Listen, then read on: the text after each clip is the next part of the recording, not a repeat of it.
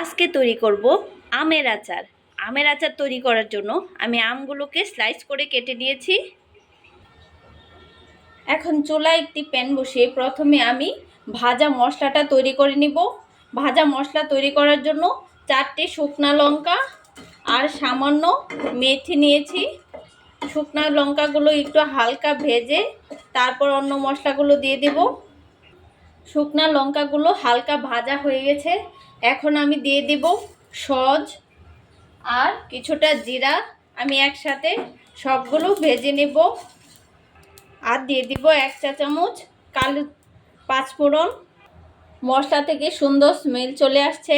এই অবস্থায় আমি নামিয়ে নেব। একটা শিলপাটায় বেটে নিব মশলাগুলা।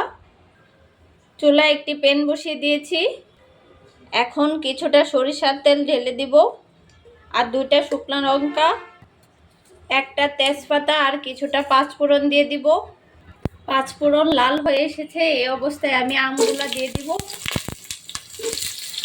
1 চামচের মতো লবণ, আধা চামচের মতো হলুদ দিয়ে আমি ভালো করে ভেজে নেব আমটা।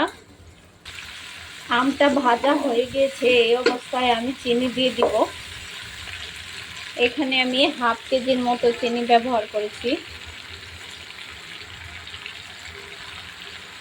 ভালোভাবে মিশিয়ে নেব। আমি আমে কোনো এক্সট্রা জল ব্যবহার করব না। চিনিটাও গলে গিয়েছে। দেখুন আমটা কত সুন্দর সিদ্ধ হয়ে ভিতরে চিনির শিরা ঢুকে যাচ্ছে। আমি আরেকটু জাল করে নিব।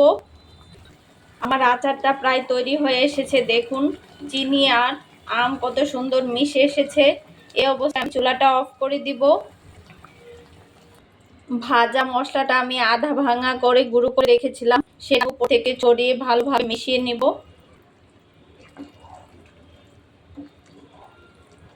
ঠান্ডা হয়ে গেলে আচারটা আরও ঘন হয়ে যাবে।